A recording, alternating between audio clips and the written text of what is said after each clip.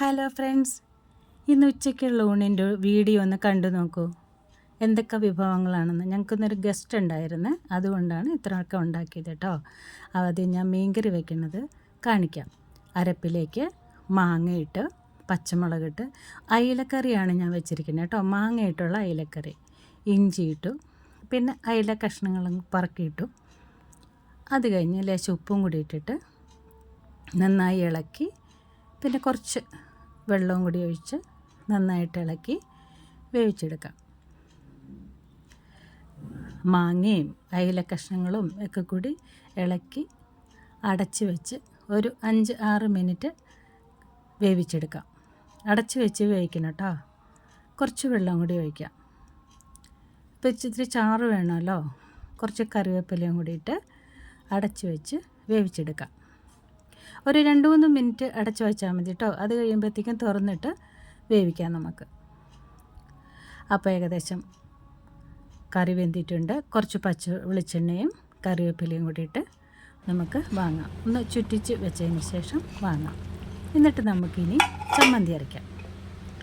ചമ്മന്തി എന്ന് പറഞ്ഞാൽ മാങ്ങ ചമ്മന്തി കേട്ടോ.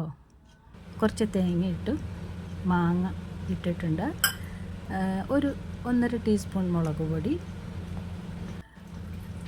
3-4 ഉള്ളി കഷ്ണം, പിന്നെ കുറച്ച് ഉപ്പ്. വേണമെങ്കിൽ പച്ചമുളകും ഇഞ്ചിയും ചേർക്കാം കേട്ടോ. മാങ്ങ ആയതുകൊണ്ട് ഞാൻ ചേർത്തില്ല.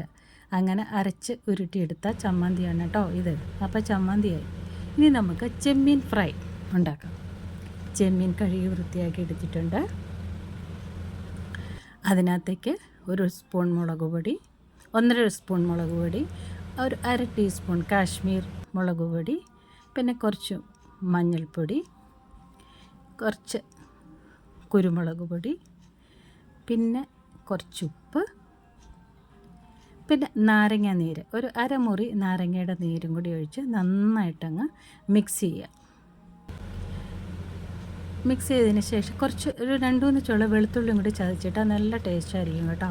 ഇതുപോലെ നന്നായിട്ട് കുഴച്ച് നന്നായിട്ട് ചേർത്ത് അരപ്പൊക്കെ പുരട്ടി വയ്ക്കുക. ഒരു 10 മിനിറ്റ് വെച്ചതിന് ശേഷം വെളിച്ചെണ്ണയിൽ നമുക്ക് വറുത്ത് കോരിയെടുക്കാം.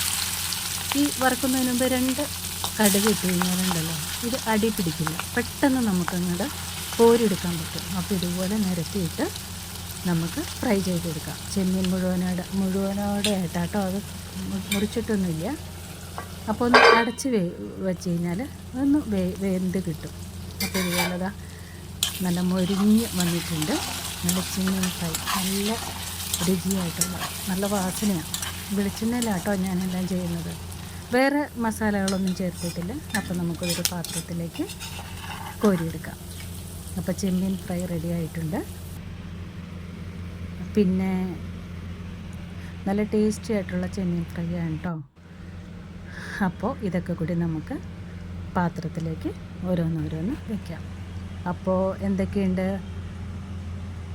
മീൻകറി, അയിലക്കറിയുണ്ട്, ചമ്മന്തിയുണ്ട്, മത്തങ്ങയും പയറും കൂടി എരിശ്ശേരി, ചെമ്മീൻ ഫ്രൈ, തോരൻ എന്ന് വെച്ച് കഴിഞ്ഞാൽ പാവയ്ക്കയും ക്യാരറ്റും കൂടിയാണ്, പിന്നെ മുളകിട്ട പപ്പടം, പിന്നെ ചോറ്, അതിൻ്റെ കൂട്ടത്തിൽ 2 കഷ്ണം നെല്ലിക്ക.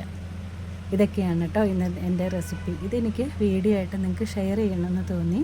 എനിക്ക് ഒത്തിരി ഫ്രണ്ട്സ് ഉണ്ട് കേട്ടോ, നല്ല നല്ല കമൻസൊക്കെ അയക്കുന്ന ഫ്രണ്ട്സ് ഉണ്ട്. അവർക്ക് വേണ്ടിയിട്ട് ഞാൻ ഷെയർ ചെയ്യാം കേട്ടോ. അപ്പോൾ ഓക്കെ, ഇനിയൊരു വീഡിയോ ആയിട്ട് വരാം. Thank you.